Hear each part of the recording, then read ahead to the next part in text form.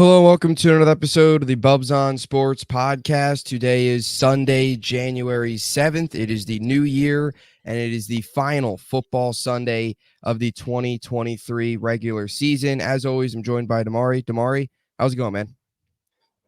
Good. I'm pretty stressed today. As you can see, I'm Yeah, trying to bring some good luck, some superstition behind yeah, me. NFC East champ. So my mind today is really wrapped around the fact if Dallas can not blow this and just go ahead and clinch today, get the 2 seed, and kind of keep me calm throughout the day.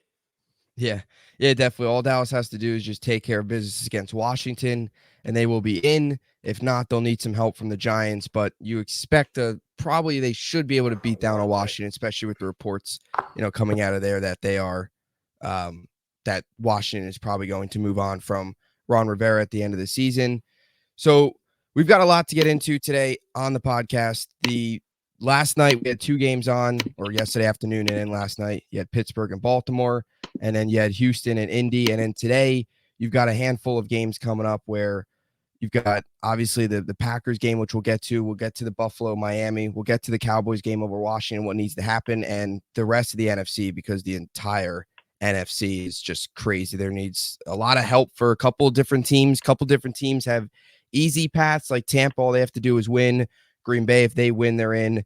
But if different things happen, Tampa loses, Green Bay loses, that's where Seattle, New Orleans, Minnesota, Atlanta, all of them need a lot of help, but they could potentially fall into place into one of those final 6-7 wild card spots in the NFC. So still a lot up for grabs here in the final week of the season. So I guess we could start here with the games yesterday. We'll start with Pittsburgh, and then we'll get to the really good game last night between Indy and Houston. Pittsburgh game, Mason Rudolph, they go into Baltimore against Tyler Huntley, Baltimore's backups. What was your thoughts from this game coming away from it? And Pittsburgh gets to win, so they get to 10-7, another winning season under Mike Tomlin. They need a little bit of help today. But what were your impressions and takeaway from this game? I felt the game was a little pointless, as you can obviously Baltimore had Yep. no starters playing, but just to see the Steelers, who we were just talking about a few weeks ago, as one of those teams with a lot of locker room drama, and some people even thought Mike Tomlin was probably going to be gone after this year. So kind of see this team rally after they fired their offensive coordinator and just come together, stick it out, and to go, get themselves a playoff spot, because this was. Remember, they were sitting at 7-3, and we're like, this is the worst 73 team in like all of football.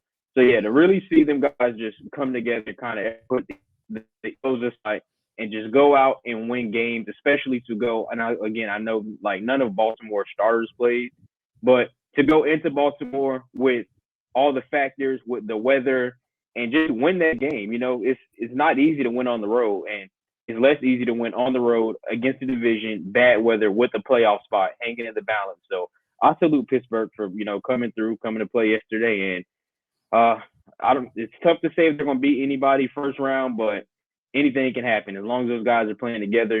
Pittsburgh could upset somebody, get a lot further than we think.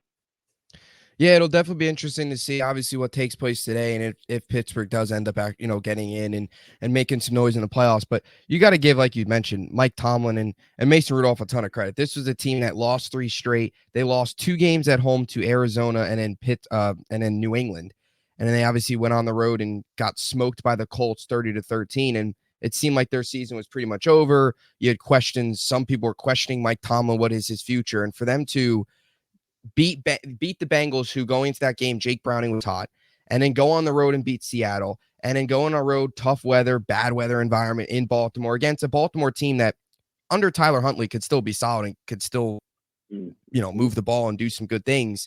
It still, at the end of the day, was the number 1 seed in the AFC, and beat them was big. So 3 straight wins to end the year. All they need to get in is either a Jacksonville loss or a Buffalo loss, and they'll be in. If one of those happen, they'll be in. If neither, they'll be out. But they did lose one big piece, and that was TJ Watt.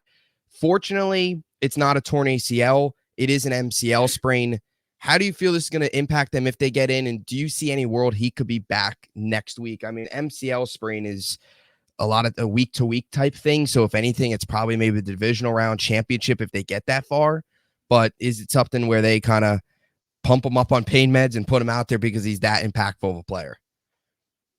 Yeah, I honestly think he's going to give it a go regardless. But like you just Mhm. said, we're talking about an MCL sprain, so it's not really going Yeah. to be easy to bounce back from that. Especially, I Yep. believe those games start on the 13th, which if I'm correct, that's Friday. So if it is Friday, if I'm correct, then like they turn around and play on Friday, we're talking 6 days in between. You can really say five, depending on how you're looking at it. So regardless of when they play next week, if it's Friday, Saturday, Sunday, or Saturday, Sunday, Monday, whatever the dates are, how they line up, I just don't think I see him playing next week. Unless they shoot him up with something and maybe try to Yeah. keep him day to day. Other than that, I don't see it happening. I doubt it's happening. Yeah, I'd be pretty surprised if he's a go, but I mean, it's anything could happen. I guess we've seen crazier before. I mean, some of these guys are just warriors and they'll go out there and do anything, especially in the playoffs. But if he is out, that's tough for them because, you know, whoever they end up playing, in the first round, if they just stay in at that 7 speed, it'll probably be either Miami or Buffalo. And I mean, to contain Miami's speed, you're going to need some sort of pass rush. Same thing with Buffalo. So Mm-hmm. it makes things really, really difficult for them. But then again, they're a very well coached team in Tomlin. I'm sure they could try and scheme up something, but that's certainly a tough blow and just tough for the fans. I mean, he's so much fun to watch, gets after the quarterback, is an absolute monster. And unfortunate when you see one of the league's best go down in any position. So moving on here from that game, again, Pittsburgh needs a little bit of help, but we'll see what happens today. But still, 3 straight wins to close out the year, 2 coming on the road in tough environments is definitely a great accomplishment for Mike Tomlin and that squad. You move on now to Houston. And I think this was the really good game last night where it's a win and in. Houston wins, they're in. Indy wins, they're in. It's the Gardner Minshew, CJ Stroud matchup. CJ Stroud, D'Amico Ryans, Nico Collins, and the Houston Texans are heading to the postseason in just year one. This was a team that was a disaster after the whole Watson situation. Lovie Smith never quite worked out. And here they are heading to the postseason. With my Jets being out of it, I think this might be the team I jump on in the AFC to see how far they can go and root for them a little bit because they've been just a great story. What was your impressions last night? I mean, CJ Stroud, he's a stud. I mean, he's looks like he's been in the NFL for a very long time with how he processes the game and his decision making. Yeah, I think I agree. If I'm going to jump on an AFC bandwagon, it's probably going to be Houston. Yeah. I'm going to keep it in Texas. But, I want to say I'm surprised, but again, I don't want to say I'm surprised. October, I was kind of going through some of the articles I was writing. October, I wrote about them being one of the surprise teams, push some heads around as the season goes on. And then November, I double up on it and I write a article just simply, circle and focus on them about like what they're accomplishing and what they can accomplish. So, I guess you can say I kind of probably called it in a way. This was a team that again was supposed to win 6 games this year and was predicted to probably finish last in their division. Yep. And now they're going to the playoffs. I mean, Yeah. For Stroud, we're talking about a guy, D'Amico Ryans too. We're talking about first year guys as far as head coach and being a quarterback. And just looking at kind of around Houston, they've dealt with some injuries too. Damian Pierce missed some good time, but Singletary stepped in. I mean, they don't even have Tank Dell right now. So, hats off Houston, congrats to them. And I think they're scary come the playoff times. They have so much speed from like their weapons, just both sides of the ball. Like Jalen Petrie, like these guys, offensively and defensively, they fly. They're well coached. Yep. They have a lot of talent. So and I feel bad for the coach. So the way that game ended for your season to come down to a drop like that, which looking at it both ways, can be on the quarterback, could have been on the running back. The ball hit his hands, but man, I feel for the Colts. They were this close. Yep.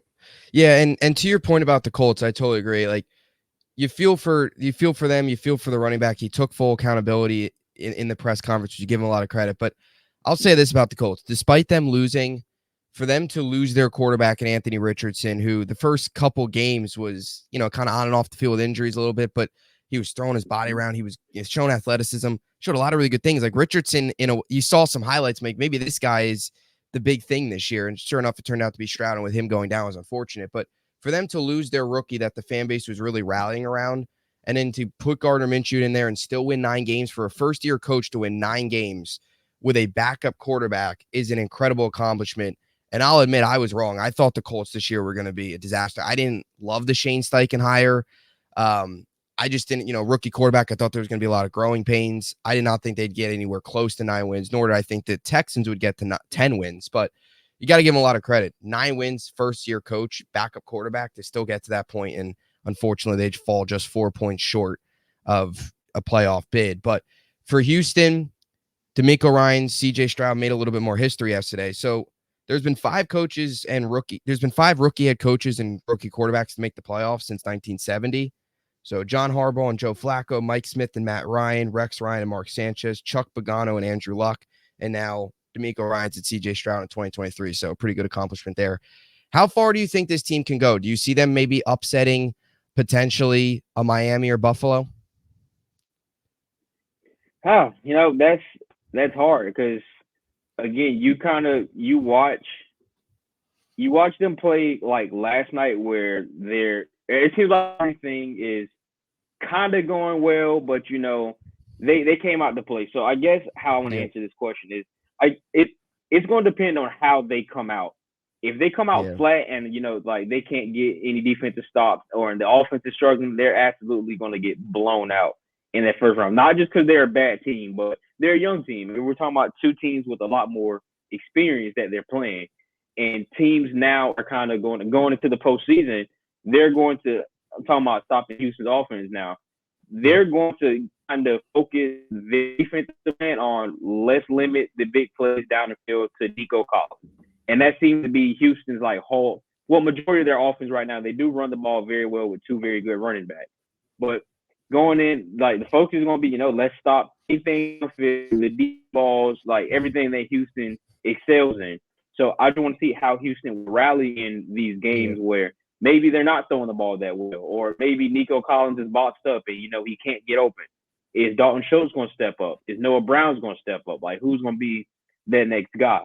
But just with the way they're coached, I don't believe they're going to get blowed out in the first round. I think everything has to possibly go wrong for them to get blowed out. But to beat a Miami or a Buffalo on the road, that's a tall task, considering the 2 environments that you'll be playing in on top of it. So, but don't sleep on Houston. I mean, like I said, 6 wins they were supposed to have. Now we're talking about 10. So again, like we keep saying, anything's possible. Yeah, no doubt. And last night, I guess, was kind of their first taste of a hostile road environment in a playoff atmosphere. So look, Buffalo, Miami would be a lot more hostile, but they kind of got that taste. And maybe that was a good thing that last night's game was on the road rather than at home, because they kind of get that taste. I mean, it was basically a wild card game. So now they go back and do another wild card game this upcoming weekend. But yeah, you make a good point about starting fast. They are a young team and they've had some letdowns this year. You go back at their schedule and they lost to Carolina. They lost to Atlanta. They got blown out by the Jets somehow. So they've had some of those letdowns, and a lot of those have been slow starts, just sloppy play by it's a young team. It's a young developing team. There's going to be those games. So I think as long as you mentioned, they start fast and they play with confidence and they kind of just let it loose, let it rip like Stroud did last night on that one play to Nico Collins for 75 yards. I think they do stand a good chance, but they're one of these just underrated teams. I think they've kind of embodied that mentality. Nobody expected us to go anywhere. I mean, CJ Stroud did not have a good preseason. Nobody expected much out of him, and he's lighted it up. So, look, I think, crazier things have happened, but I would not be shocked to see them possibly pull off an upset. It probably won't happen, but it'll be definitely interesting to see. I mean, they have to go into Miami, I would probably say, is probably if I had to guess, favorable match would probably be Miami, because they'd have to go up to cold weather Buffalo. So that might play an effect. But, then again, I mean, I don't know. It'd be interesting. We'll see how it plays out. But what were you going to say? I think I would have probably said Buffalo. I know playing in the cold weather, like you said, is going to be a lot more difficult to balance with compared to Miami. But I just feel as far as matching up, they got a better chance against Buffalo, because we're kind of on the same page with the Josh Allen thing, but Josh Allen does play, I guess you can say, different in the playoffs. I'm not really buying in, but I feel like with Buffalo's defense and just everything in Buffalo, I feel like Houston could go in there and probably upset them more likely than Miami if and only if Miami has Mostert and Jalen Waddle playing. That's kind of going to be the difference in those games if they play. Yeah, that's the biggest thing with Miami is if they're healthy. And I guess, yeah, when you look at it from a Houston perspective, I mean, they've got Derek Stingley, but you wonder how like their secondary would match up with their speed as opposed to teams have been able to contain actually like Diggs in that offense recently. And, you've got Singletary, former Bills played up there. So it'll be interesting. But something else that's just crazy about this Houston team is they're this good now. And this is probably the most least talented team Stroud will play with. You lost Tank Dell. 100%. They're running. Yeah, it's like their running back room. Singletary's solid, but he's not a number one. Dameon Pierce, obviously, not the season he thought he'd have or anybody thought he'd have. They'll probably get a legitimate number one receiver eventually. You already got Tank Dell, you got Nico Collins, but their defense will continue to get better, develop. So remember, John Mechie has not played because I believe was it leukemia or it was storm or something. John Mechie has not been playing, so we gotta kind of take that in consideration. Like once he gets back, like fully back, and that's a lot of speed outside with those receivers. Like a lot of speed. Yeah, and it's all young. Like they're all just, and that's what's so great is they're all going to develop together. They're all going to get better together, and it's exciting times in Houston. Houston fans deserve this. They've been through a lot over the last couple years with the end of the Watson era to sitting through last year's where they won, 3 games, I think. And it was funny. Last year in Indy, they won the game to get them out of the number 1 pick. And now a year later, the number 2 overall pick, CJ Stroud, just won them a playoff or just got them to the playoffs in Indy. So it's crazy the difference the year makes. It's wild. But Carolina fans are now have got to be punching the air because they're stuck with Bryce Young. Although I don't think all of it's Bryce Young over there, but it'd be interesting. So a lot of factors in Carolina. Just saying it's a lot of factors in Carolina right now, possibly going wrong. Yeah, you wonder. You always kind of play that game like what would Bryce Young look like on Houston and what would Stroud look like on Carolina. It's just you always play that game. I think the biggest punch in the gut for Carolina fans isn't so much seeing Stroud play well. It's more so that their owner literally admitted that was their number 1 guy was Stroud, but then they kind of switched and went to Young. So it was like, why? Like I think that's the biggest punch in the gut is they wanted Stroud, and then they ultimately didn't pick him. So we move on now. We just got done talking a little about the Bills and the Dolphins. So whoever wins that game will be facing, looks like it will be Houston. If Jacksonville loses now, if Jacksonville wins, I believe they'll win the division. So then Houston will probably slide into the 7 because Miami can get as low as the 6. Now, if Jacksonville loses, then Miami's at 4. So we would see actually Miami get a home game. I believe it would be against Cleveland. We get a little Stroud Flacco action there. I believe 4-5 matchup. So we do move on though. This game tonight is going to be awesome. By far, I think the best game of the weekend. Maybe it's an early playoff game. Now, a couple things to consider here before we get into this matchup. If Jacksonville wins today, then Buffalo will have to win or else they're going to be eliminated. So I'm hoping Jacksonville wins because I'm all for the drama. Buffalo will either walk away from tonight division champions or they'll walk away from that tonight booking plans to go golfing in a couple weeks. That's how impactful this game is tonight for Baltimore. For Miami, if they win, they get the 2 seed, win the division. If they lose, they drop as low as the 6. So for Miami, it's still a big game, but not as big as it is for Buffalo if it's pretty much a win and in. What are just your first impressions in this game and what's at stake? Well, we touched on it a little earlier with, the health of Miami. Mostert and I believe it was Waddle are the 2 that aren't playing, and just, the other injuries that they dealt with, just Bradley Chubb, Jalen Phillips. It's a lot of Miami. Yeah. It sucks to see it. Like it's at the terrible time, but for Miami, they're so well coached, and even with all these injuries, like they find ways to win because Mike McDaniel continue to put the ball in the hands of his playmakers and let them game. And is exactly what we have to do tonight. I mean, it would suck to see Miami have literally another meltdown similar to last year around this time when they were 8-3, did not win a game in December, and now you're going to go have a playoff game on the road. So a few weeks ago, you are the division is yours. There's no way you possibly lose the division 3-4 weeks ago. And now we're talking about it's either a home game in Miami Gardens or we're going on the road, and however everything lines up with everyone else in front of them. I mean, you might get Joe Flacco and the Browns, and you don't want that. Like, that's probably the last team you want right now. So for Miami, I mean, you just got to go handle business. You know, Buffalo does play Miami fairly, I'm not going to say soft, but they don't look as well in Miami as compared to doing Buffalo. And, you know, Miami is one of the better home teams, especially this year. So, you know, Miami, you're going to have to just go handle business. I know you got some injuries and a lot of things kind of going on in that locker room as far as health, but this is do or die. You know, this is all the gold in the pot. So if you know teams are saying that you're frauds, and it's time to go show you're not a fraud, you can actually beat a playoff team. Yeah, it's crazy where we were just a couple weeks ago. You know, you go back to even when the Bills lost to just even Philly, you know, when they lost that game to Philly and they got back down to 6 or 500 at 6-6. But, you know, you mentioned where Miami looks like they're running away with it when the Bills had those losses to Denver at home, which was just brutal. They then fired their offensive coordinator, Ken Dorsey, brought up Joe Brady. And here they are, the Bills 10-6, Dolphins obviously sitting at 11-5. All the drama here. But, you know, the Dolphins last week, like, you could tell their injuries just hurt them so much, you know, and I think like you just saw the speed wasn't there. The normal offense wasn't there. Defensively, you know, they were missing pieces.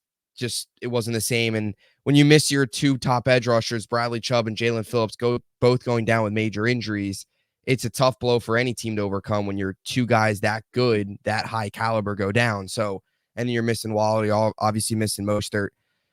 You know, for Miami, look, they wanted to win the division, but I guess if you want to look at it from glass half full, is you get these guys healthy, and then even if you lose this game, you go all in on the postseason. If you're the 6th seed, and you might have to go on the road, but if you're healthy and your speed, you can still beat anybody.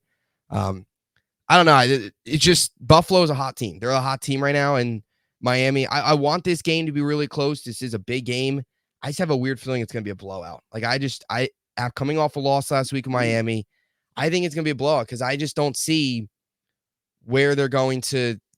I know they have, you know, Tyreek Hill, obviously he's still going to be out there. It's not like he's down too. If he was down, then it'd be really a mess. But they weren't the same last week.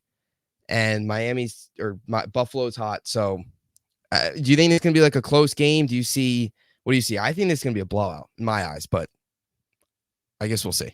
If we're talking blowout, which way are you leaning? I guess answer your game pick real quick, and I'll go off of that. I'd go blowout Buffalo. Like Buffalo wins. What? Miami allowed 54 points last week. Buffalo. You know, the thing is with Buffalo is their offense isn't as potent as it once was. You know, they're a little bit different now. Like Diggs isn't putting up the numbers that he's putting up in past years. Like last week, yes, they beat New England, but if New England doesn't throw 3 interceptions, they probably win that game, possibly. The Bills still win. Their defense is playing really well. I don't know. I think Bills 27-10, maybe something like that. I don't know. I mean, Tyreek Hill's out there. If he's out there or he's going to be out there, Tua is going to throw the ball to Hill. I mean, I know Hill obviously, hopefully everything's okay with his house and everything. And he was dealing with a walking boot earlier in the week, so he'll be good to go. But 27-10 maybe. I don't think the Bills are going to go out there and put up 35 or put up 40 on Miami. Their offense just isn't that. 27-24-10, 2-score game, maybe. I go that 27-10. No, it's hard to say. You do make a point with like Tyreek Hill being in the walking boot, and so I guess I'm gonna go from many different angles here. With Buffalo, I just don't know because it's like, are you going to get Josh Allen that's trying to force feed Stephon Diggs for the last game because they want to win, and then those lead to some turnovers? Are you going to get like off Gabe Vincent, who is basically prime Randy Moss, like that? You know, three games a season, and I believe he's had 2 of them already. So this is a Gabe Davis type of game. So like one of those two, you're going to get really good Josh Allen, or you're going to get force feed the ball to the weapons Josh Allen, and that loses in the game. And then with Miami, it's kind of the same thing. It's like, are you going to get good Tua that we've been seeing where he's spreading the ball around to all his weapons and they're running the ball well? Or you want to get Tua from last week where got some ugly turnovers? But I don't think I see Miami, especially how after last week went, to just completely get punched in the mouth on national television, everything on the line.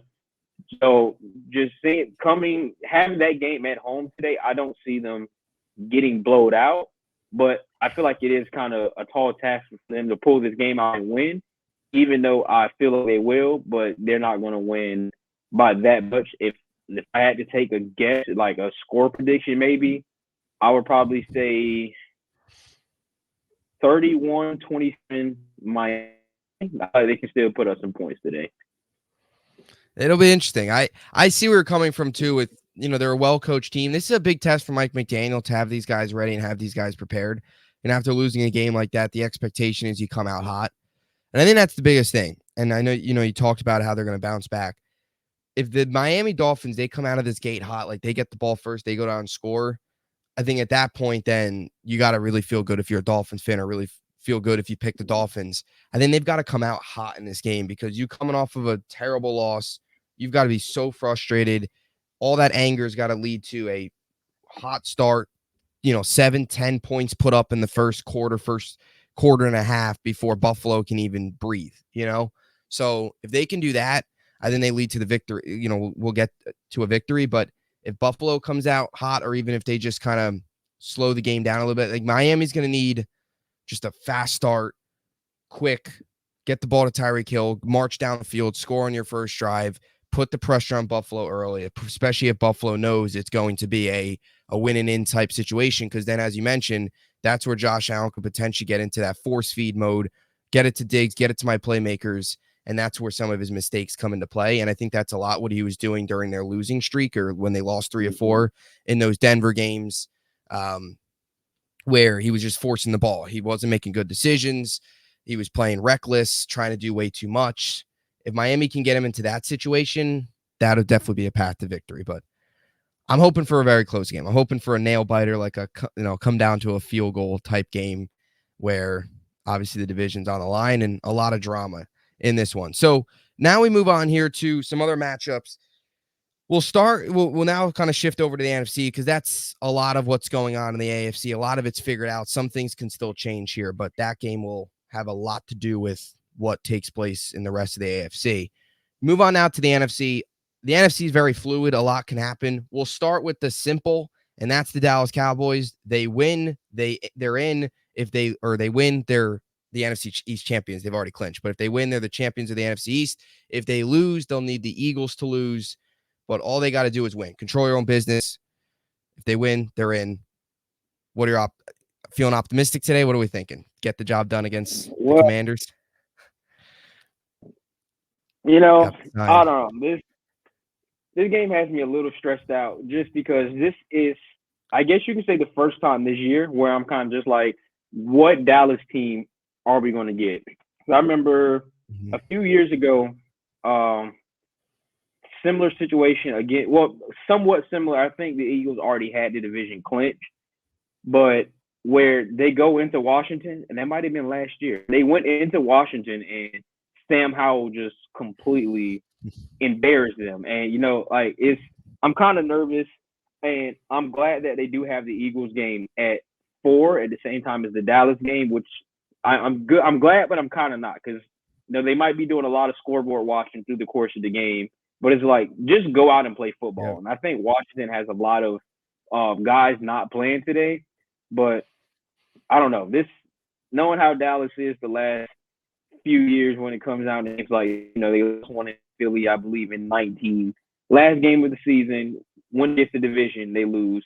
Last year, I think it was for playoff seed, and they go to Washington and get completely embarrassed. And now I don't know. I got so many words, and I'm lost for words at the same time with what can possibly happen today. But if you're Dallas, you go out, you don't play with your food, you go get the win, and you try to go blow this team out at halftime and rest your starters.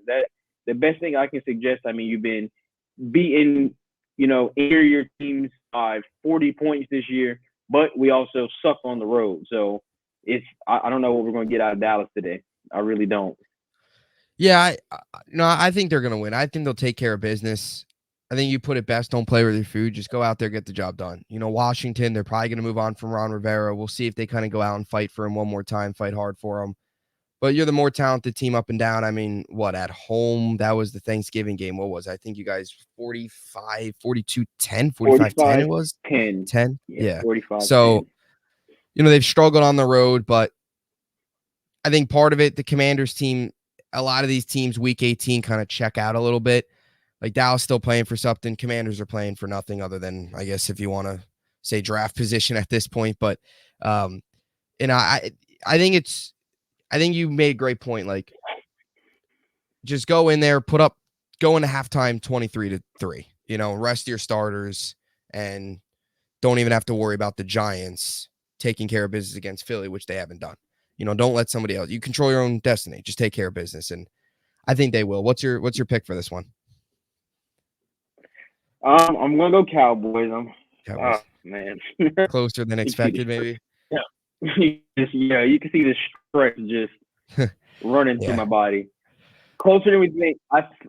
They only going to win probably by 10 points, if I'm being so honest today. I don't see it being a blowout. Probably low scoring. I don't know. I just got a feeling with weather, everything kind of going on. I don't think it's going to be like a bad Dak Prescott game, but I think it's going to be like a bad running ball game, and that's kind of going to just throw off the rhythm of the offense. 27-17. 27-17. All right. I'll go 27-13. I'll say they win by 2 scores. I'll go 4 less for the Commanders. I'll say Cowboys by 2 scores. Not like I won't say, I don't think it'll be 45-10, but I'll go 27-13. So both on board with the Cowboys here. Just a little nervous that I think they are 13.5-point favorites, and just something about these big spreads. I think it was the Arizona this year. I know Houston last year. Like these games where we're 2 touchdown favorites, we're like let's feel a little closer. We should just for the stress and the chaotic. So I don't see it being 2 touchdowns. I don't. Yeah, it's like they may get caught looking ahead a little bit to the playoffs. I guess it's good, right? I mean that Philly plays for. I mean they don't. If they know Philly wins at 1, they maybe put more pressure on them, but just take care of business. Sam Howell, get the Howell a couple times, and then he's turnover prone, force some turnovers.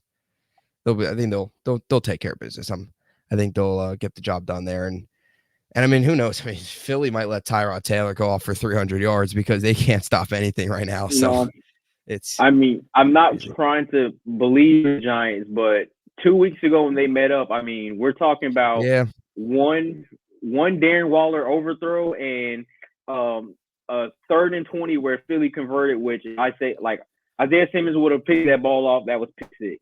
So I guess that's been the tale of Philly stories where 1, 2, 3 plays are going their way, where we're talking about still playing for the division or could possibly be looking to draft within the top 10.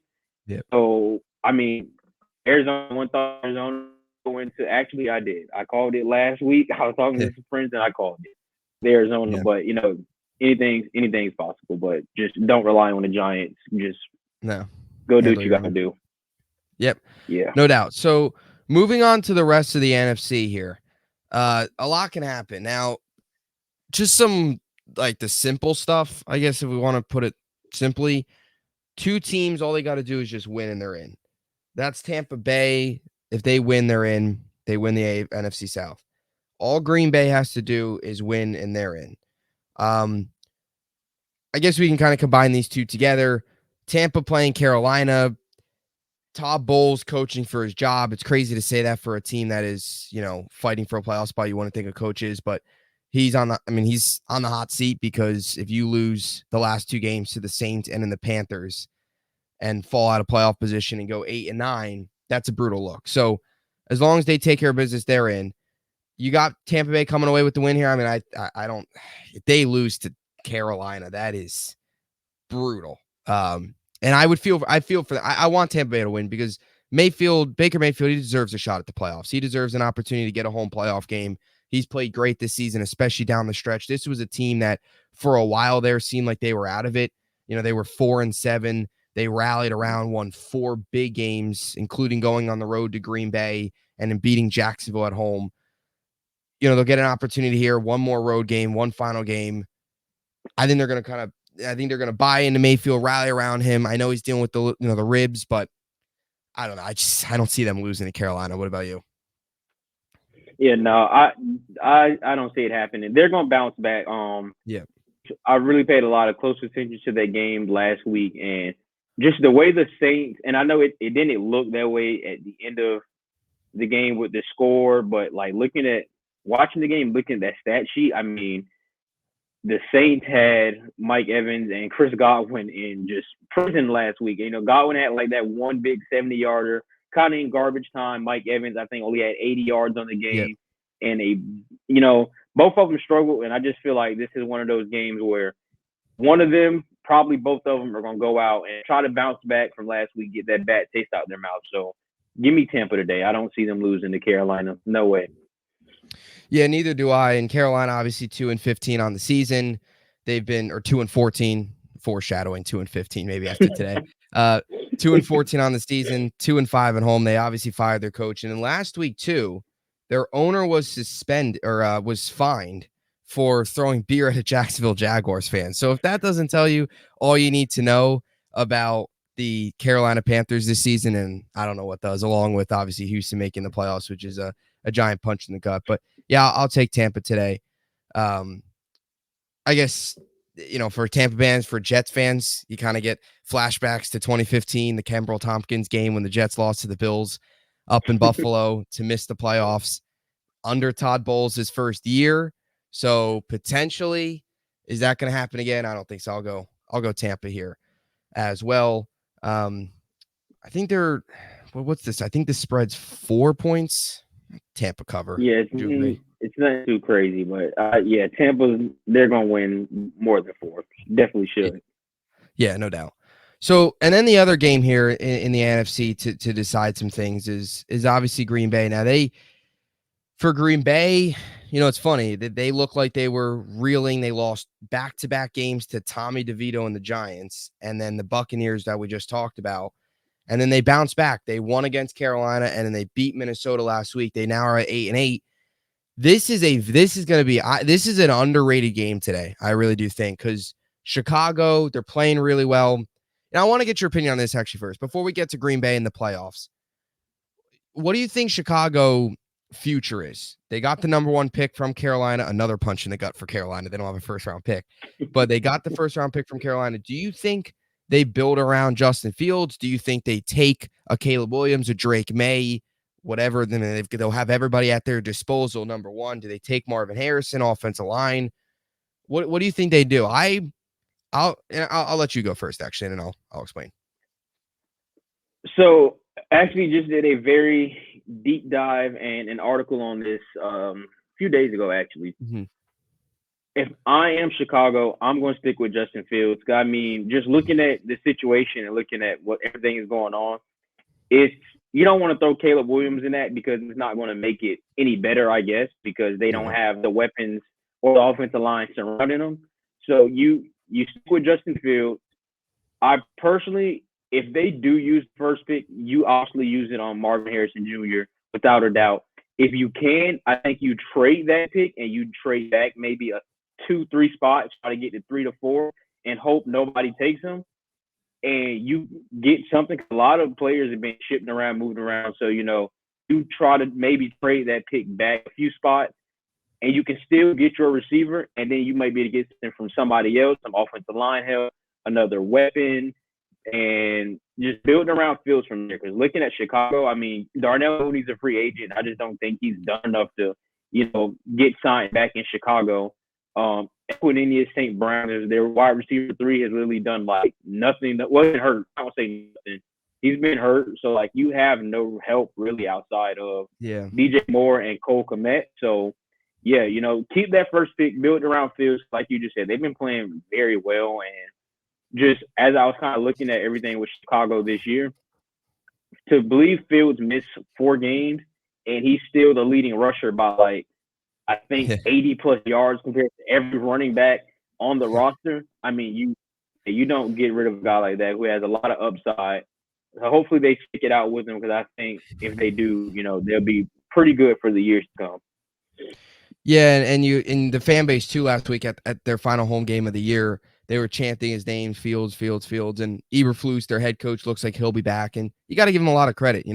They've come back, they've beaten some good teams, they've rallied around him, and Fields has been really good down the stretch. So I agree. I would roll with Fields. I'd probably give him Marvin Harrison, and then with your second pick in the draft, you'd maybe take an offensive line, build up there. Then you had DJ Moore, Harrison, maybe find another running back. But I mean, he's got a lot of talent. He's shown a lot. And, if they compare Moore and Martin, you get Marvin Harrison.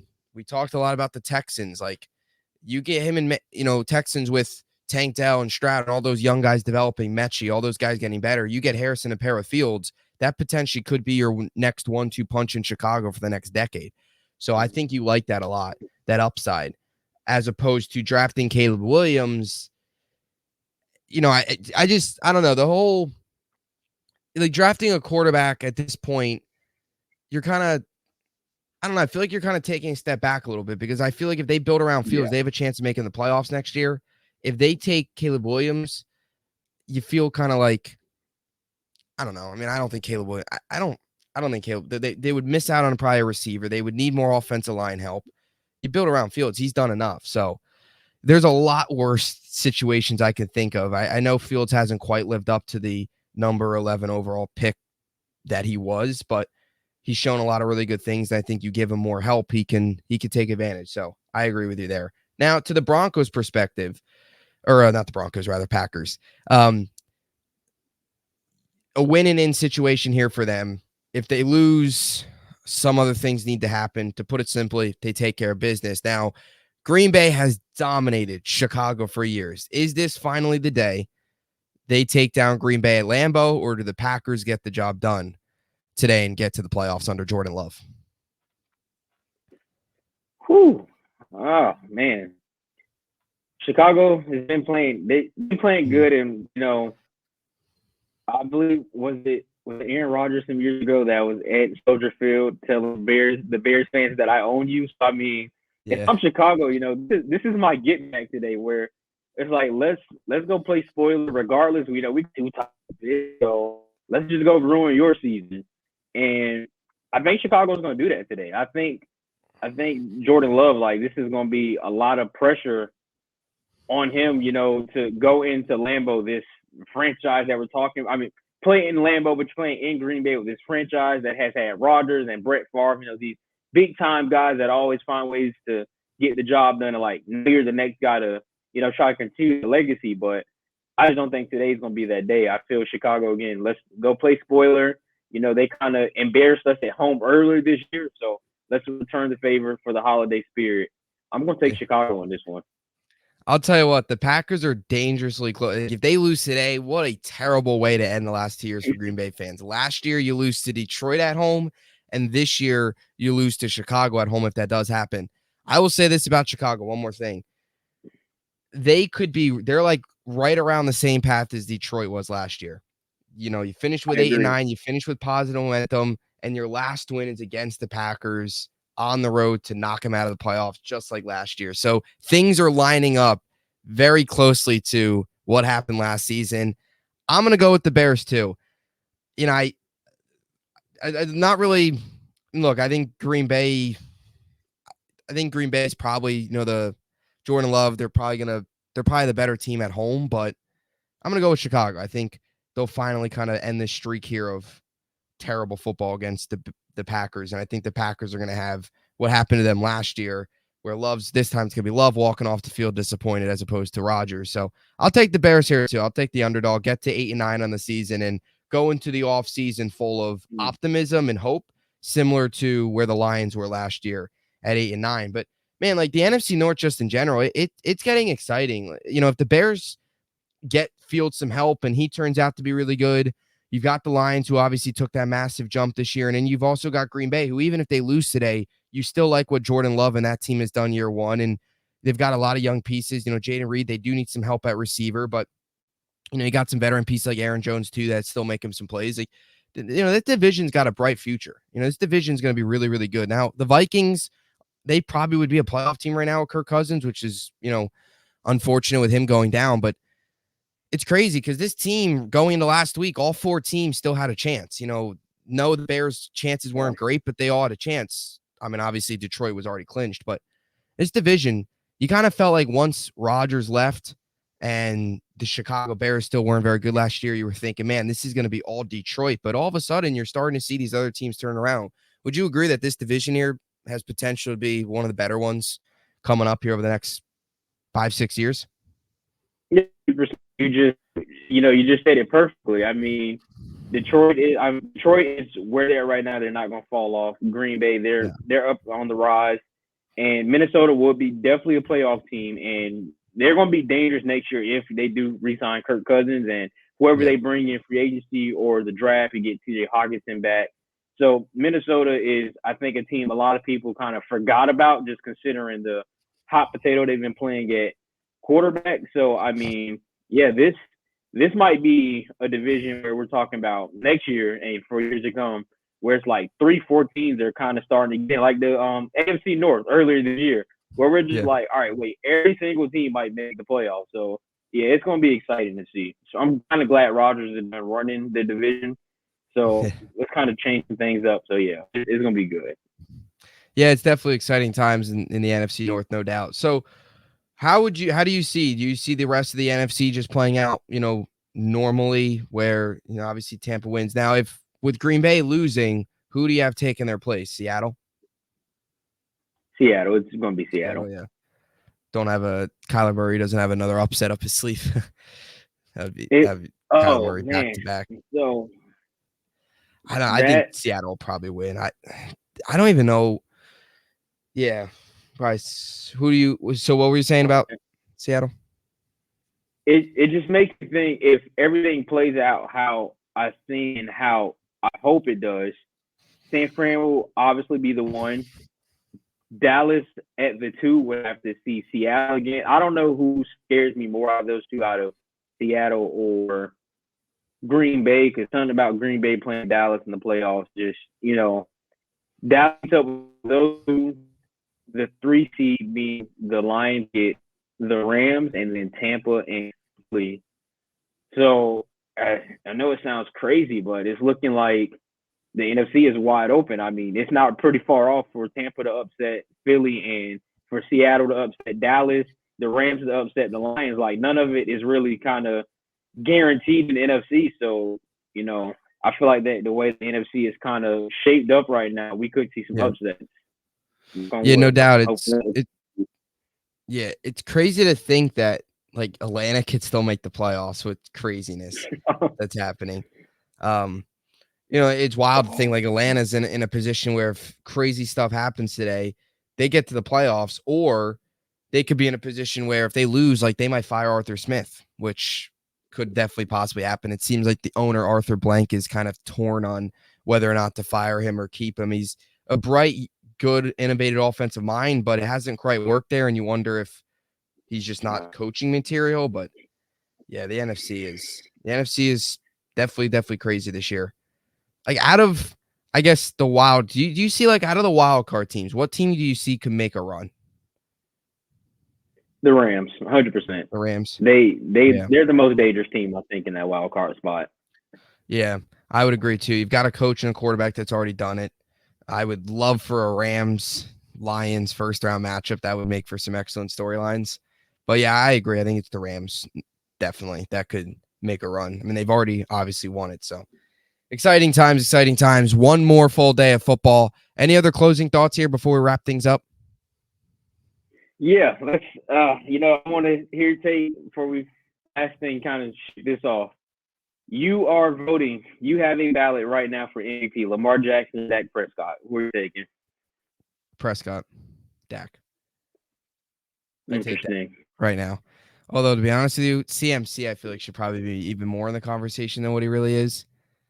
Even Stroud, after watching last night, for a rookie, but Prescott. Although it'll probably be Lamar. Yeah, interesting. Kind of talking to a few friends yesterday, kind of how this MVP is going to shape up. Not going to get into it much, but Dak is kind of leading statistically over Lamar in every category Yeah. as far as passing and those type of things. But I just feel like if Dak goes out today and throws 3, 4, 5 touchdowns, he has to win MVP. But we'll see. Yeah. We will see. Yeah, I agree. I think Dak should win, but I just think they're going to value Lamar because of the losses to Buffalo and then Miami. They're going to say, oh, Lamar, because they got the better record. They're the 1 seed. That's probably what they'll do. But it should be Dak. Like you said, statistically, he's better. I mean, Lamar's statistics, I mean, they're good, but I mean, they're not what he was in 2019, you know? So That's what I'm saying. It's kind of tough because you talked about Buffalo and you talked about Miami, but if Dallas's defense doesn't, let Miami march down the field the way they do, and if they don't, we're going to use Arizona too. The defense doesn't give up 230 rushing yards in Arizona, and they win 2 of those games, but you still lose to Buffalo and San Fran the way you do. Is Dak your solid MVP? Because I mean, those Buffalo, San Fran, that you can't really blame necessarily on Dak. I mean, that was a whole team all around just getting completely, punched in the mouth. So, yeah, I'm gonna lock my vote for Dak MVP, but that star on his helmet is going to stop that from happening. Yeah, I agree. Probably they'll probably go with Lamar, but the MVP's had some questions over the last couple of years, so I guess this year's no different. But one more thing, and then we can wrap things up.